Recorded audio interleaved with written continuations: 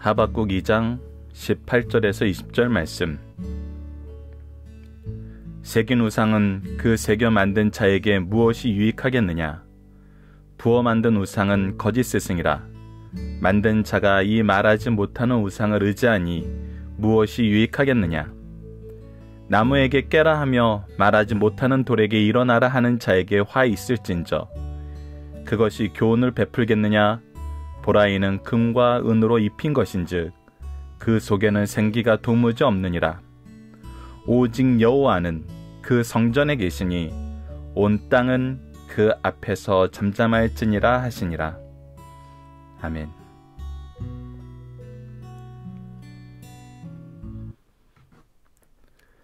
안녕하세요. 승리한산 가족 여러분, 그리고 강성성경연구원 여러분, 오늘은 하박국 2장 18절에서 20절입니다.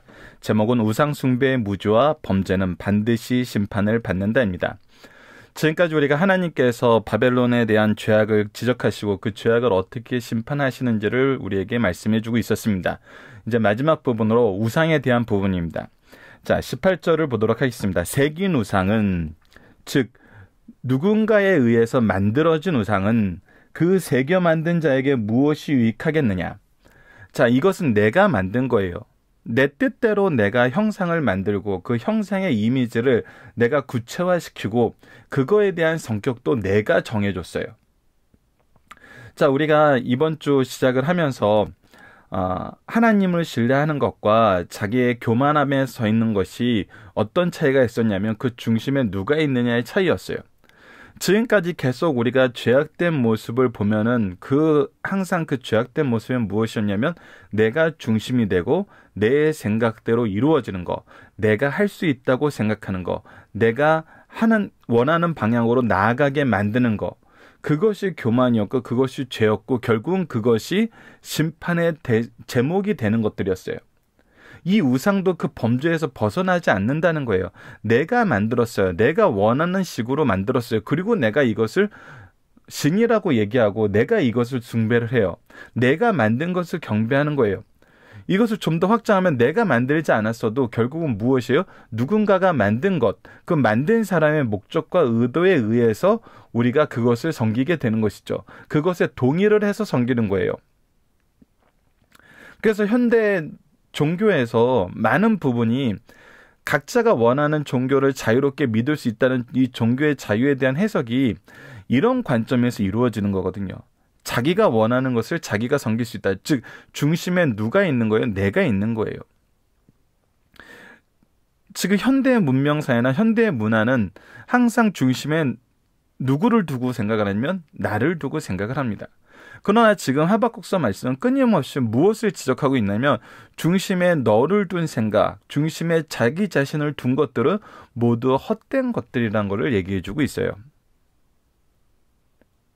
그거에 대해서는 우리가 20절에서 좀 더 자세하게 살펴보도록 하겠습니다. 그래서 결국은 이것이 뭐냐면 부어 만든 우상은 거짓 스승이라. 만든 자가 이 말하지 못하는 우상을 의지하니. 우리에게 어떤 얘기도 해줄 수 없어요. 우리에게 어떤 조언도, 어떤 지혜도, 어떤 상황에 대한 해결에 대해서도 얘기해 줄 수 없어요. 단지 우상을 만들어서 이 우상을 의지한다는 것은 무엇이냐면 내가 만든 것을 통해 나의 생각을 지지받는 거예요. 지지받는 것이죠. 그래서 우리가 사극 같은 경우도 많이 보면은 많이 나타나잖아요. 이 신탁을 받았다라고 얘기하지만 대부분의 경우가 왕이 어떤 결정을 했을 때 그 결정에 대한 지지를 받기 위해서 신탁을 이용하는 경우가 많이 있죠. 결국은 내 만족, 내 생각, 내 의지를 지지받기 위해서 우리는 우상을 의지하는 거예요. 그런데 거기에 어떤 유익도 줄 수 없어요. 어떤 지혜도 줄 수 없고 어떤 조언도 줄 수 없고 어떤 생명도 줄 수 없어요. 그래서 얘기합니다. 나무에게 깨라 하면 말하지 못하는 돌에게 일어나라 하는 자에게 화했을진저. 이것이 말이 되냐는 거예요. 나무에게 깨어라고 얘기하고 일어나라고 얘기해서 그들이 그것을 우리에게 보여주냐는 겁니다. 그렇지 않다는 것이죠. 그것이 교훈을 베풀겠느냐? 교훈을 줄 수가 없어요. 보라, 너희들이 실질적으로 보라, 이는 금과 은으로 입힌 것이든 그 속에 도무지 생기가 도무지 없느니라. 살아있는 그 어떤 것도 나타나지 않아요. 결국 그들은 뭐예요? 내 의지, 누군가의 의지를 아무 이유 없이, 아무 어떤 실질적인 역사함이 없이 지지하게 만드는 거예요. 우리가 이것을 굉장히 주의해야 된다는 것입니다. 자, 그렇다면 이렇게 질문하는 사람도 있을 수 있죠. 그러면 하나님은 뭐가 다른데요? 기독교는 뭐가 다른데요? 교회는 뭐가 다른데요? 자, 그거에 대한 의문에 대해서 20절에서는 분명히 얘기하고 있습니다. 오직 여호와는 그 성전에 계시니 온 땅은 그 앞에서 잠잠할지니라 하시니라. 자, 이거는 굉장히 짧은 말씀이고 우리가 위크스터디에서도 대략적으로 얘기했던 신구약 전체에 나타나 있던 사상에 대해서 얘기하면서 가르쳐줬는데, 자, 하나님께서 그 앞에 잠잠하라고 하시는 이 잠잠함에 대해서 우리가 먼저 얘기를 해야 되고, 그 다음에 이 성전에 대해서 얘기해 보도록 하겠습니다. 자, 하나님께서 잠잠하라, 가만히 있으라, 이런 말씀을 하실 때가 있어요. 특히 이 부분에 대해서 우리가 좀 이따가 이 살펴보기 부분에서도 이 문제에 대한 질문을 하고 그 살펴보기 정답을 여러분이 찾아보시면은 시편 46편 10절 말씀을 이제 소개해드리는 것을 볼 수 있습니다. 자, 시편 46편 10절을 먼저 읽어드리도록 할게요. 모세가 백성에게 죄송합니다. 이거는 다음 말씀이었고, 이르시기를 너희는 가만히 있어 내가 하나님 됨을 알지어다. 자, 가만히 있으라는 것은 무엇을 보냐면 하나님의 일하심을 보라는 거예요. 내가 문 나라 중에 높임을 받으리라, 내가 세상 중에서 높임을 받으리라 하시도다. 자, 시편 46편 10절에서는 무엇을 얘기하냐면 너희들이 가만히 있어 봐. 그러면 내가 무슨 일을 하는지, 내가 문 나라 중에 높임을 받으며 세상 중에 높임 받는 그 일을 행할 거야. 자, 이것이 완전히 상반되는 거거든요. 우상은 너희들이 아무리 그 우상에게 무엇을 해달라, 무엇이 필요하다, 뭐가 있어야 된다 얘기해도 그들은 도무지 말을 하지 못하고 생기가 없는 그냥 물건이라는 거예요, 물건. 그래서 그들이 너희들에게 해줄 수 있는 건 아무것도 없다는 거예요. 결국 너희들이 그것을 통해서 원하는 것은 너희들이 원하는 그 일을 할 명분만 그 우상에게서 얻었다고 생각하는 거거든요. 얻을 수 없는 명분에 대해서 그 우상의 핑계를 대는 거거든요. 근데 반대로 너희들이 하나님 앞에 섰을 때는 가만히 있어 봐. 그리고 나서 너희들이 무엇을 보게 되냐면 하나님이 일하시는 것을 보게 된다는 거예요. 그 부분에 대해서 출애굽기에서는 좀 더 구체적인 상황에 대해서 얘기를 해줍니다. 출애굽기 14장을 보면은 14장 13절과 14절에 더 구체적으로 얘기해 주는데 한번 읽어드리도록 하겠습니다. 출애굽기 14장 13절과 14절입니다. 모세가 백성에게 이르되 너희는 두려워하지 말고 가만히 서서 stand firm, still, firm이나 still. 너희가 굳건히 서서 이제 보라는 거예요. 너희들이 지금 해야 되는 것은 가만히 그 자리에 서서 보는 일이라는 거예요. 여호와께서 오늘 너희를 위하여 행하시는 구원을 보라. 무엇을 보라? 구원을 보라. 너희가 오늘 애굽 사람들을 영원히 다시 보지 못하리라 하시니 여호와께서 너희를 위하여 싸우시리니 너희는 가만히 있을지어다. 이것이 뭐예요? 홍해 앞에 딱 섰는데 애굽 군사들이 쫓아오고 있어요. 홍해 앞은 바다로 막혀 있어요. 거기서 막 원망을 해요. 우리가 죽을 곳이 없어서 이 광야에서 죽게 만들려고 우리를 끌어냈습니까? 막 이렇게 비난을 할 때 하나님께서 모세를 통해서 이렇게 얘기합니다. 너희는 두려워하지 말고 가만히 서서 여호와께서 오늘 너희를 위하여 행하시는 구원을 보라는 거예요. 여호와께서 오늘 너희에게 행하시는 구원을 보라는 거예요. 그것이 우리가 하나님 앞에 잠잠히 때를 기다리는 신앙 안에서 해야 되는 것입니다. 하나님이 하시겠다고 한 일들은 하나님께서 반드시 이루세요. 그리고 이 이루시는 것을 통해서 하나님의 이름을 인정하는 것이 온 세계에 충만하게 하세요. 그러니 우리가 이것을 가만히 있으면서 지켜보는 것. 하나님이 그 약속을 어떻게 이루시는지를 보는 신앙. 그것이 때를 기다리는 소망의 신앙이거든요. 인내의 신앙인 거예요. 소망 속에서 우리가 인내하는 신앙이거든요. 자, 그리고 그 성전에 계신이라는 이 의미를 통해서 우리가 항상 성전, 즉 교회, 하나님의 임재가 나타나는 것을 통해서 하나님의 통치가 이루어진 것은 신구약 성경 전체를 통해서 우리에게 보여주고 있는 거예요. 그 부분에 대해서 에베소서 1장 22절에서 23절 너무나 유명한 말씀이죠. 그리스도의 통치를 얘기하면서 그 그리스도의 통치가 어떻게 이루어지는지를 우리에게 얘기해 주는데 읽어드리겠습니다. 22절로 23절입니다. 또 만물을 그 발 아래 복종하게 하시고 그를 만물 위의 교회의 머리로 삼으셨으니 만물을 예수 그리스도의 발 아래 복종하게 하시고 예수 그리스도의 교회의 머리로 삼으셨어요. 그래서 그곳에서 뭐하냐면 23절을 보면 교회는 그의 몸이니 만물 안에서 만물을 충만하게 하시는 이의 충만함이니라. 그래서 하나님의 충만하게 하심, 하나님께서 이 세상을 축복하시고 다스리시고 통치하시는 그 모든 것이 어디에서 나온다는 거예요? 교회에서 나온다는 거예요. 교회를 통해서 역사하신다는 거예요. 교회를 중심에 두신다는 거예요. 즉 이스라엘 백성을 중심에 두시고 역사하셨던 하나님, 그의 백성, 그의 나라, 그의 임재가 함께하는 곳, 그의 통치가 이루어지는 곳, 그곳이 어디예요? 바로 지금 현재 우리 교회고 하나님 나라예요. 그곳이 중심이 되어서 하나님께서 통치하시겠다는 거예요. 그래서 우리가 교회를 위해서 기도를 하고 우리 가정을 위해서 기도하는 거예요. 우리가 하나님의 임재 앞에 모인 그곳이 바로 교회이고 그곳을 위하여 하나님은 일하신다는 거예요. 그래서 우리가 이것을 그곳에서 잠잠히 볼 수 있다는 거예요. 즉 다시 말해서 교회를 위한 기도, 가정을 위한 기도, 하나님 나라를 위한 기도, 특히 환난과 핍박 속에서 우리가 알지 못하는 세상의 정말 강포함 속에서 그 강포를 인정하시는 하나님의 역사하심에 대해서 우리가 잘 모를 때 우리는 어떤 자세를 가지고 있어야 되냐면 하나님께서 이루시겠다고 약속하신 그 언약을 붙잡고 우리를 통해서 온 세상을 축복하시겠다는 그 축복의 말씀, 우리를 구원하시겠다는 구원의 말씀, 이 하나님 나라의 통치에 대한 약속의 말씀을 붙잡고 하나님의 일하심이 어떠한지를 보라는 거예요. 그리고 너희는 무엇이 되어야 된다? 하나님의 일하심의 증인이 되어야 된다.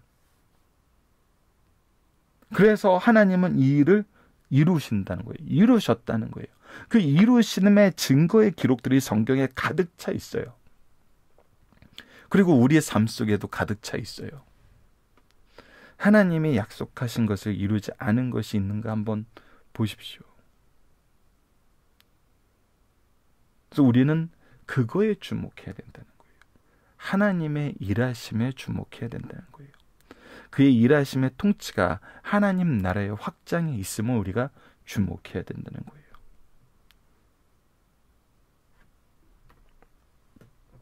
본문 묵상하기를 보도록 하겠습니다. 우상은 어찌하여 유익이 없습니까? 얘 내가 만든 것이 유익이 없어요.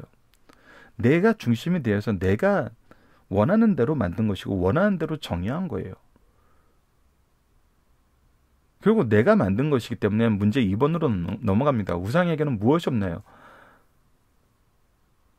생각이 없고 반응이 없어요.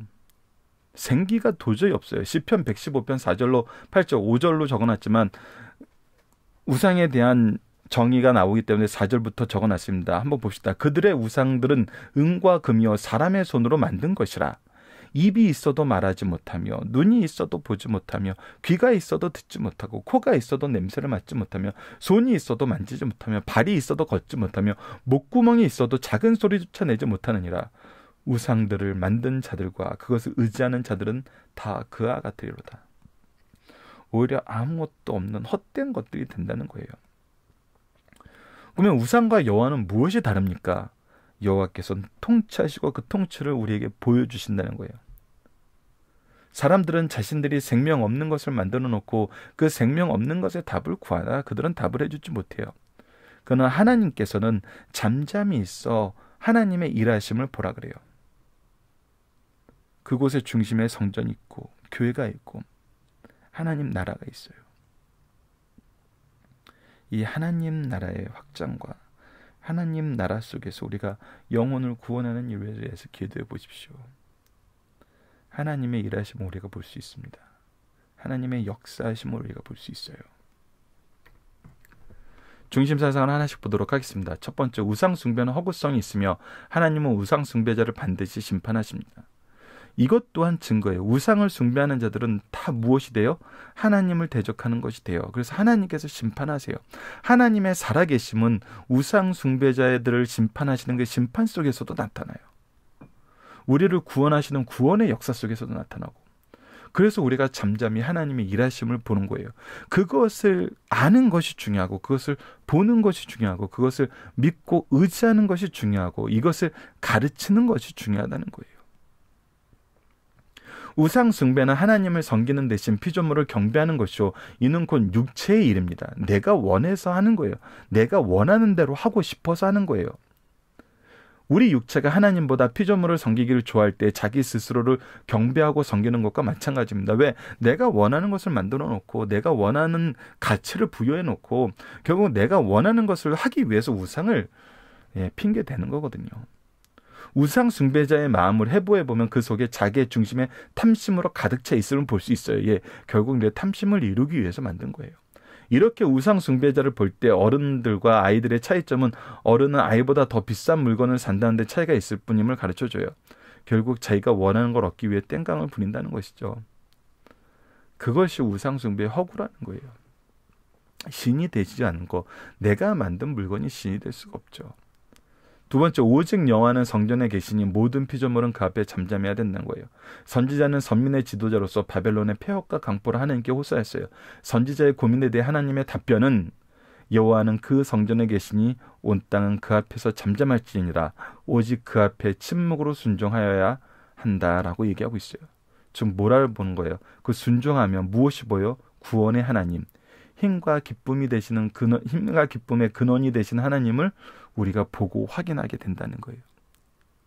너희의 구원이 누구에게 있음을 알려주냐면 하나님에게 있음을 알려줘요. 하나님의 뜻은 항상 우리의 구원에 있다는 것을 우리에게 보여줘요. 그리고 우리의 힘과 기쁨의 근원이 하나님이 되는 걸 인정하게 만들어요. 인정하고 의지하게 만들어요. 이것이 바로 하나님 앞에서 우리가 갖게 되는 믿음이죠.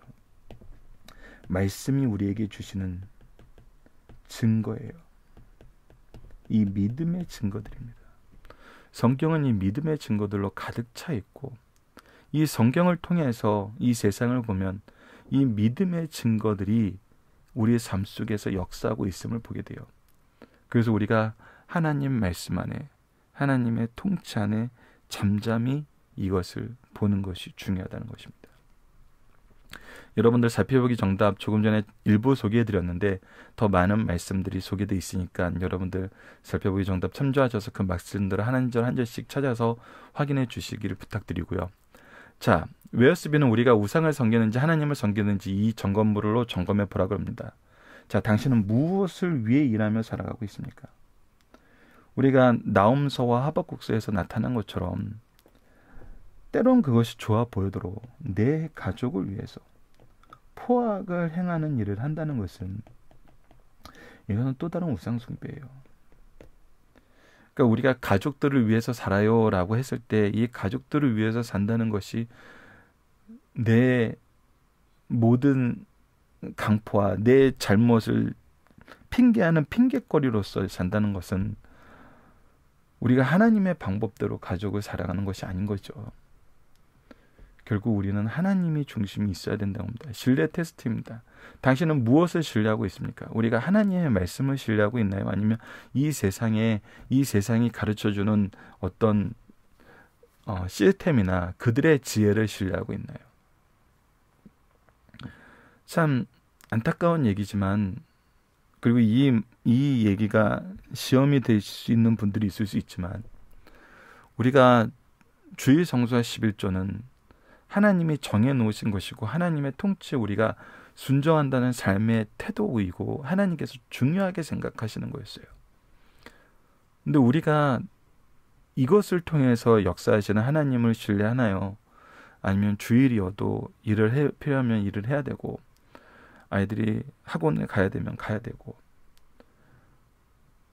11조는 내가 어려우면 안 내도 되고, 보험료 내는 것이 더 급하고, 이런 식으로 우리가 세상을 신뢰하는 것은 우리의 시간과 우리의 재물이 어디에 쓰이는가에 우리의 마음이 있는 거거든요. 그 부분 우리가 다시 한번 살펴보자는 거죠. 그 기쁨 테스트, 당신에겐 가장 큰 기쁨을 주는 것이 무엇입니까? 그 기쁨이라는 것은 내가 무엇을 기뻐하고 있는가도 중요한 거거든요. 내가 그리스도 안에서 하나님이 기뻐하시는 그 일을 기뻐하고 있는가, 아니면 내가 원하는 일을 기뻐하고 있는가. 하나님이 원하시는 기쁨은 뭐예요? 바로 영혼을 구원하는 거거든요. 근데 내가 영혼을 구하는 것보다 내 무엇인가를 더 쌓는 걸 기뻐한다면은 우리는 하나님이 기뻐하시는 것과 좀 다른 기쁨을 가지고 있는 것이죠. 중심에 내가 있는 것이죠. 자, 결정 테스트입니다. 결정을 내려야 할 때 당신을 인도해 주는 것은 무엇입니까? 자, 이 부분에 대해서 얼마 전에 저희 같이 학업을 하시는 분들과 재밌는 얘기가 나왔어요. 우리가 환난 때, 빈궁할 때, 연약할 때, 즉 이제 한국에서 좀 더 구체적으로 얘기하면 6.25 이후에, 일제식민지와 6.25 이후에 그 무엇도 우리가 이 세상을 살아나갈 수 있다라는 장담을 해주는 시기가 아니었어요. 이때는 우리가 어떻게 오늘을 살아나가지, 우리가 어떻게 내일을 맞이할 수 있지 라는 근심과 걱정 속에 있을 때였어요. 환난과 빈궁과 연약함 속에 있을 때였죠. 이때 사람들이 쉽게 마음을 열고 누구를 받아들였냐면 하나님을 받아들였어요. 하나님이 우리를 붙잡아 주시고 우리를 살려주시고 우리의 내일을 열어주실 거라고 믿었던 거예요. 그리고 그 믿음은 참이에요. 하나님은 실제로 우리를 보호하시고 우리의 미래를 이끌어 주셨어요. 근데 우리가 하나님을 딱 거기까지만 생각한 거예요. 우리의 보호자, 딱 거기까지만 생각한 거예요. 그런데 그 이유를 생각 안 해줬어요. 그 이유를 말씀을 안 해줬어요. 더 구체적인 건 뭐냐면 죄에 대한 문제, 구원에 대한 문제, 그리고 창조주 하나님에 대한 부분은 우리가 성경을 통해서 알려하지 않고 환난과 빈궁과 연약함 속에서 우리를 보호해 주시는 하나님만 생각한 거예요. 근데 더 이상 우리나라의 환난이 적어졌어요. 빈궁의 문제가 적어졌어요. 연약함의 문제가 적어졌어요. 그 적어진 정도가 아니라 이것들을 대체하는 것들이 생겼어요. 병원, 의료 시스템이 잘 갖추게 되고 복지 시스템이 잘 갖추게 되고 그리고 어떤 사회 경제적인 교육 시스템이 잘 갖춰지게 됐어요. 그러니까 우리가 하나님을 의지하는 것보다 병원이나 복지나 사회 교육 시스템을 의지하여 살아가는 것이 우리가 보기에는 더 좋고 우리가 보기에도 더 쉬워 보여요. 그래서 많은 사람들이 사회 경제 모든 부분에 대해서 정치적인 부분까지, 사회 경제 정치적인 부분까지 이제 우리가 만들어 놓은 업적을 의지하는 데 익숙해졌어요. 우리의 내일을 결정해 주는 것은 하나님이 아니라 이런 시스템이라고 이제 생각하게 되었어요. 그러니까 자연스럽게 하나님에 대해서 생각하지 않는 거예요. 무엇인가를 결정할 때 하나님의 뜻이 무엇이지, 하나님의 역사심이 무엇인지를 생각하는 것이 아니라 내 내일을 보장해 주는 것이 무엇인지를 생각하게 돼요. 그래서 예전에는 많은 목사님들, 우리 부모님 세대의 목사님들이 가장 많이 느끼신 거죠. 예전에는 어떤 일을 결정하기 전에 먼저 기도를 부탁하고 말씀으로 이거에 대해서 인도를 받았는데 요즘에는 다 결정하고 나서 통보하고 마지막에 기도해달라는 얘기를 한다든지, 아니면 요즘에는 뭐 기도해달라는 얘기도 거의 안 하고 모든 것은 자기네들이 가지고 있는 정보나 자기네들이 가지고 있는 시스템 안에서 이 결정을 내린다는 것이죠. 근데 굉장히 안타까운 거는 그 결정이 하나님을 기준으로 봤을 때 어리석은 결정들이 너무나 많다는 것이죠. 영혼을 죽이고 우리의 미래를 오히려 이런 시스템에 저당 잡히는 그런 결정을 많이 한다는 것이죠.